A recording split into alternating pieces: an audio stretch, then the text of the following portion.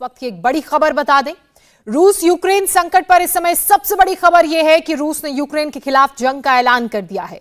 News agency AFP के मुताबिक रूस के राष्ट्रपति व्लादिमीर पुतिन ने यूक्रेन के खिलाफ सैन्य कार्रवाई का आदेश दे दिया है।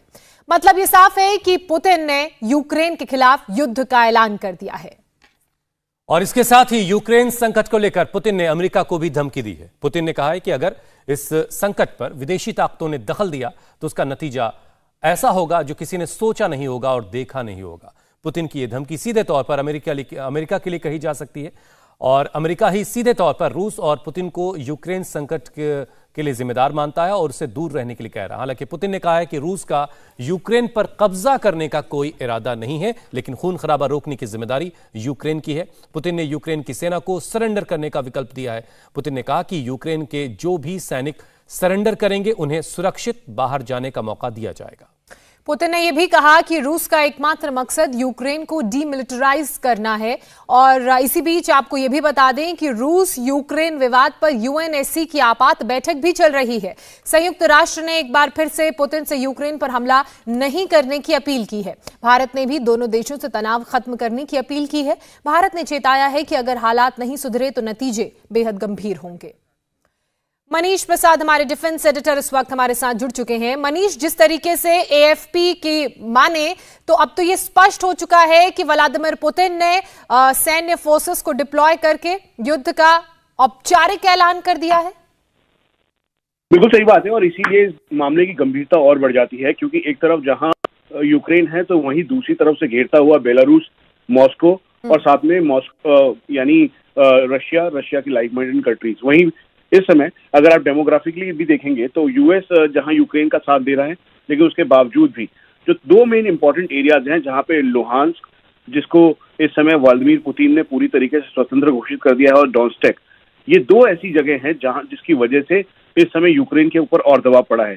एक तरफ जहां यूक्रेन को घेरने के लिए रशिया ने कर्च जो एरिया है वहां से लगातार मूवमेंट इंक्रीज कर दी है, और मूवमेंट इंक्रीज करने के साथ साथ जो ये पूरा यूक्रेन का पूरा एरिया है उसको कवर अप कर रहा है। वहीं दूसरी तरफ यूक्रेन के दूसरी तरफ जो बेलारूस है उसको भी वहां से भी प्रेशर बिल्डअप किया जा रहा है। तो इसीलिए इस समय जो हालात है वो यूक्रेन के पक्ष में नहीं दिखाई दे रहे हैं, और रशिया को रोकने के लिए इस समय हर कोई उससे अपील कर रहा है कि वो शांति बहाल करे और शांति व्यवस्था के साथ ही जो टॉकिंग टेबल्स है उस पर आकर इस पे बातचीत करे।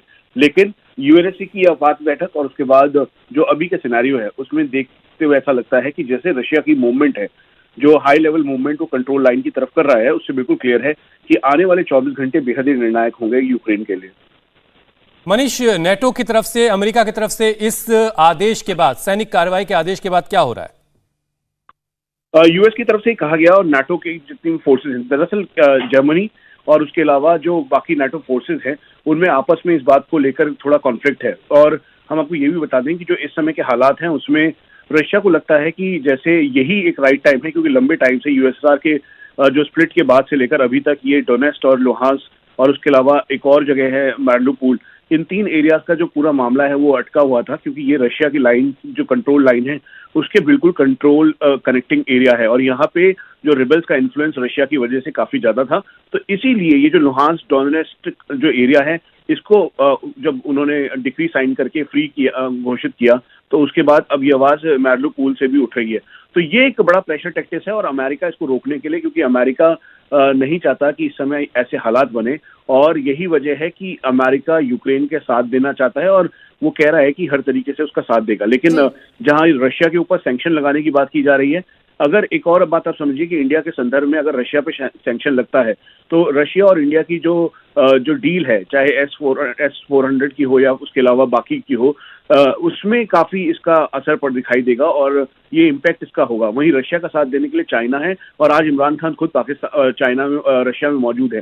तो ये भी है कि जियोपॉलिटिकली जो लोग इसको जो सीनियर ऑफिसर्स हैं उसको माइन्यूटली मॉनिटर कर रहे हैं। तो आप ये समझ लीजिए कि एक तरफ यूक्रेन है, साथ में नाटो फोर्सेस हैं, उसके अलावा यूएस है, और जो यूरोपियन यूनियन की कुछ कंट्रीज हैं वो भी यूक्रेन का साथ दे रही है। तो वहीं दूसरी तरफ एक बिग प्लेयर के तौर पर रशिया, चाइना और पाकिस्तान उनको सपोर्ट करता हुआ दिखाई दे रहा है।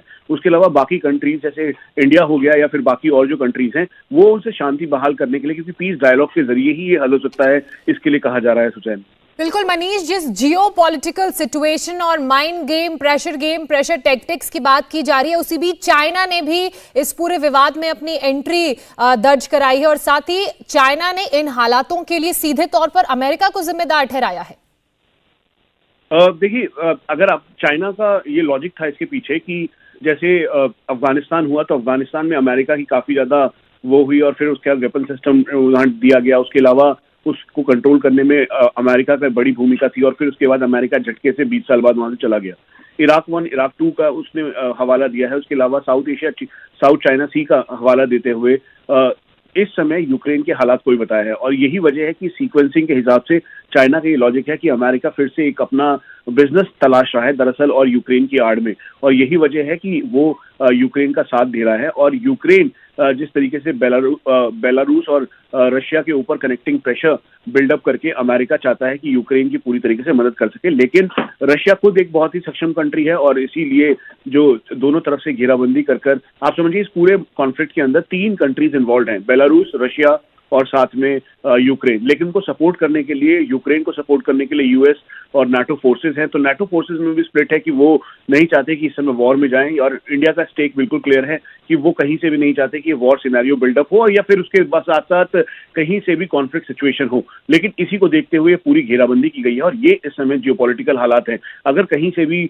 वॉर सिनेरियो बनता है। इंडिया टीवी हर वक्त हर जगह डाउनलोड करने के लिए सर्च करें India TV news Google play store या ऐप स्टोर पर।